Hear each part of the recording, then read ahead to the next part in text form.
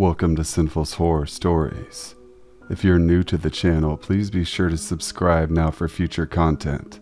Please make sure you leave a like on this video, as it will recommend this video to so many more people for them to enjoy. If you want your story featured on an upcoming video, email me at thesinfulsavant@gmail.com. I will leave a link to my email in the description box below as well. Sit back, relax, stay sinful. This story happened a few years ago. I was in my early 20s and was studying in Paris, France. I was going home from university. I usually took a short bus ride and walked the rest of the way. That day, I felt slightly uncomfortable. I could sense some guy looking intensely at me. I was used to unpleasant, unsolicited gazes, but this time, his gaze felt beastly. It's hard to explain why, but I felt like a prey being stalked. I decided to get off the bus a few stops early. I wanted to avoid him and didn't want him to see where I usually get off. Like I learned from the movies, I waited until someone else pressed the stop button and waited until the last moment to stand up and leave. I didn't notice him getting off the bus. Just as I was feeling the relief of having escaped an uncomfortable situation, I looked over my shoulder. There he was, a few meters behind. I had the distressing feeling his eye had just looked away the moment I turned. I walked into a shop, took my phone and pretended to be taking a call. When I couldn't see him anymore, I exited and made my way home as fast as I could.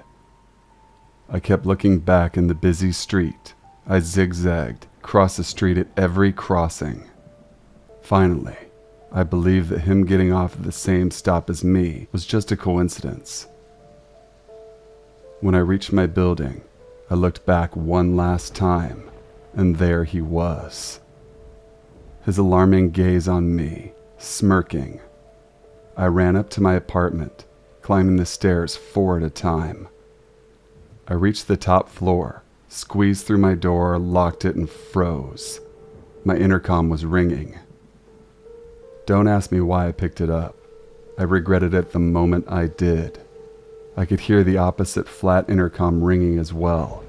He had pressed all the buttons one by one, hoping someone would open.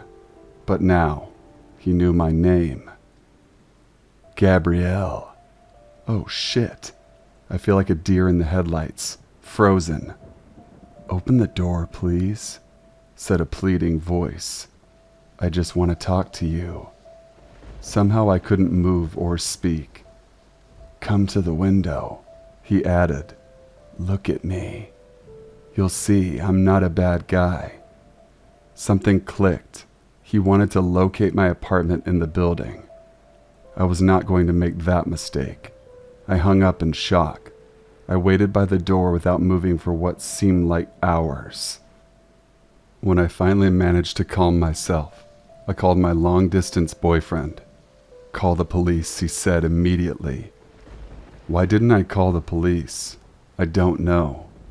Today it would be the first thing I would do. The fear of making a big deal out of something not important, perhaps. What an idiot I was. I called my best friend instead. I didn't want to feel alone. I told her all about it, and after a while I felt better, safe. We started laughing. Suddenly the intercom rang again. 2 hours had passed since I came home. I answered. "Gabriel," said the voice. "Open, please." I still remember the chills I felt. He was still there. He was there all this time. I was silent, petrified. He was silent, but I could sense his trepidation. "Gabriel, let me in." "I'm so thirsty," he said. "Just give me a glass of water." This broke the tension, and I hung up. Curled up in a corner, literally in recovery position, terrified. I waited. I was scared to make a sound. I knew he could hear me from the hall, but I was scared even to breathe. The intercom rang again and again. I didn't answer this time. I crouched to the sofa and fell asleep from exhaustion. I heard the intercom ring one more time in the middle of the night. I woke up in the morning afraid to leave my apartment. I called my dad, who came to pick me up. There was no one in the hall, but there was a note in my mailbox. "Gabrielle, I'm a nice guy. You should have opened for me." We immediately went to the nearest police station. The police listened and, of course, told me that I should not hesitate to call them. My dad called a locksmith to install digicode on the building the same day and wrote a message to each of my neighbors asking to not open the door to anyone they didn't expect. He sat in the cafe in front of my building with 2 friends every evening for more than a week. I never saw the stalker again. After this episode, I used a different route to and from university every day. I kept my phone tightly in my hand and looked back every few meters. Today, I'm still very observing of my surroundings. I never answer the door to anyone I'm not expecting. So people, if you ever find yourself alone in any kind of uncomfortable situation, call the police. Don't be an idiot like me. Be safe, everyone. This was back in 2013 when I lived in New York City as a 23-year-old. I was living with my best friend from college on the west side near Times Square. I was going through some tough times back then, as I was unemployed at the time. I had had a lot of time, so I would go on walks by myself to clear my head time to time. One night, I was feeling especially depressed, so I decided to walk to K-Town to grab a drink by myself. I'm Korean, by the way. I walked into a Korean bar and got some weird looks from the waiter as I asked for a table by myself. After ordering a couple of soju bottles, I was feeling pretty drunk, so I decided to walk back home.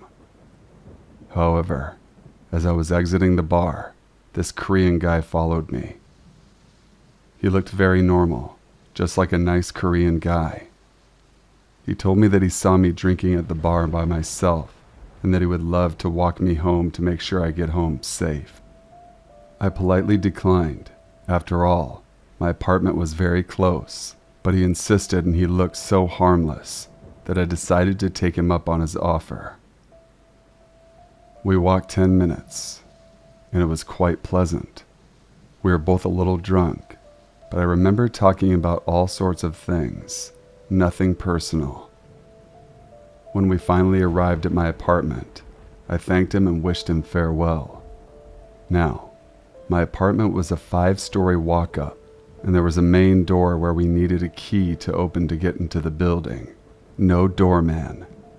I didn't think much of it and inserted the key to open the door and went inside. The door takes a while to close shut, and it was my mistake for not checking before I went up the stairs. While I was approaching the 2nd floor, I heard someone grab the door from closing, and I heard footsteps coming up the stairs. I literally got goosebumps all over my body, and I felt like I was in danger. As I started to pick up the pace, I heard the footsteps going faster up the stairs. I lived on the 5th floor and started to run up, clutching my keys in my hand.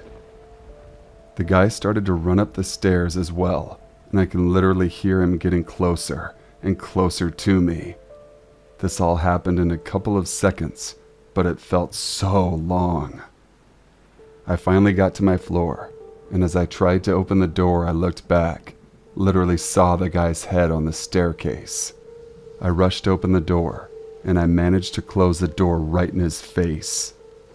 My heart was beating so fast, and I didn't know what to do at that point. It was already 3 a.m. and my roommate was dead asleep.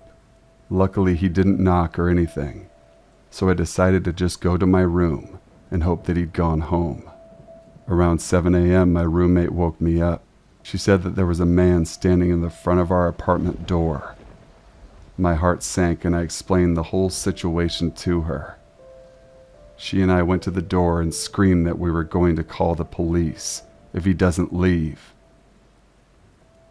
I looked out the peephole, and he told me that he will only go home if I gave him my number. We then called the police and saw him being escorted out. My roommate had to go to work, so she left the apartment, called me a few minutes later. She told me that she saw the guy speaking to the police downstairs.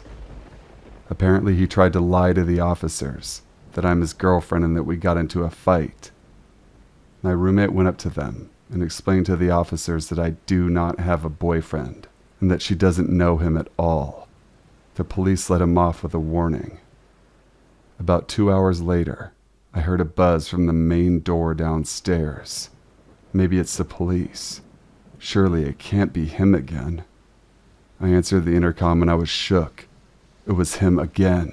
"Just give me your number and I'll go away," he said. I warned him that I was going to call the police again if he didn't leave immediately. A couple of minutes later, I heard ferocious knocks on my door. He must have gotten in when someone was entering the building. I was so scared at that point, so I immediately called 911. Unfortunately, the guy ran away before the police arrived. The worst part about this experience was that my roommate and I were so scared to leave and come back home. I would have anxiety every time I came home from work, worried that I might see him in the front of our apartment door. For about a week, the police escorted us when we felt scared. I never saw him again, but it was one of the scariest moments of my life. So creepy stalker dude, let's not meet. Before I start, I have to explain something. I lived 2 years ago in a house that had a terrace and a small parking lot 1 meter below the terrace. My room was upstairs and there was a door to the stairs that could be locked. I live in the south of France in the Pont Royal area. Everything was going well. I lived with my former father-in-law and mother. I was playing Minecraft in my room. For no reason, I looked to the left towards my window, and I see a man standing there with a balaclava staring inside my window. I see an object in his hand, but I don't pay attention. I get stressed and I go to warn my mother and stepfather, completely panicked. They lock all the doors and it takes me a while to sleep and forget about it. Weeks go by, and 2 months after this stressful moment, the same thing happens again.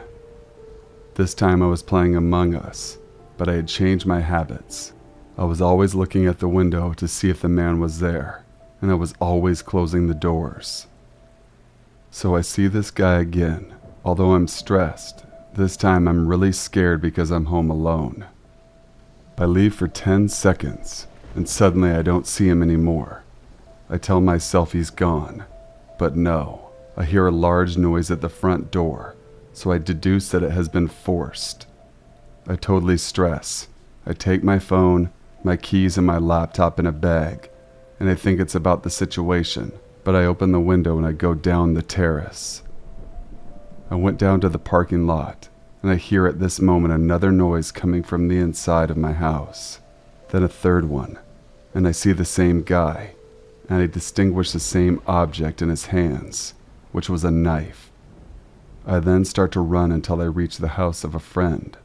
I'm totally exhausted by sprinting, and fortunately he opens. I tell him with difficulty what exactly just happened. In the meantime, I call my mother and the security of the domain. Shortly after, I see the same car make several turns in the domain and pass 4 times in front of my friend's house. And at the second passage of this one, I recognize the man who was there a few moments earlier. And I see not only one person, but 4. 2 years after having lived that, I obviously moved in a bigger city, but moreover in an apartment in a quiet district, and my boyfriend now often stays with me. I've never shared this story, except strangely enough to my teacher at the time. I was in the 1st grade at Northside Elementary in DeSoto, Texas. We lived about 3 long blocks down, as my mother liked to call. I personally feel it was a lot more. My sister and I were brought to school on a regular basis and walked home. My parents decided to divorce right at this time. My dad moved out and we started seeing him every other weekend. My mom began dating someone else, and I remember she no longer became interested in taking us to school as much. She became very preoccupied with her new relationship, and I remember that she often had me walking to school as well as coming home. Thinking back now, I'm not sure why I was late. There might have been a doctor appointment or something like that. I remember that it wasn't very late at all, maybe just an hour or so after school had started. My mom pulled up in the car and I got out. I remember hoping that she would wait there to watch me go up the flights of stairs and inside, but she drove off immediately, to my dismay. And this is when I saw him. A man, pretty normal looking, stepped out of a car looking directly at me. My mom had pulled off and this man was the only person around. He crossed the street quickly, at an angle coming directly towards me. I remember turning and running up the steps. There were 3 flights of stairs with landings in between. When you're a little girl, these stairs seem much larger. I remember looking over my shoulder, and he was literally running up the stairs after me, and I had that horrible gut reaction and ran as fast as I could. I remember the double doors in front of me, and I was panicked, thinking I would not make it. At that young age, I felt the energy coming from this otherwise normal-looking person who looked like a dad. I remember the huge intrinsic feeling of doom and urgency to go through those doors, and I did. I immediately turned around and saw him standing on one part of the second set of stairs, and he just stood there looking at me, and he just stood there looking at me as I looked at him from inside the building. The man looked very frustrated and turned, walking away back to his car. I remember telling my teacher about the whole situation.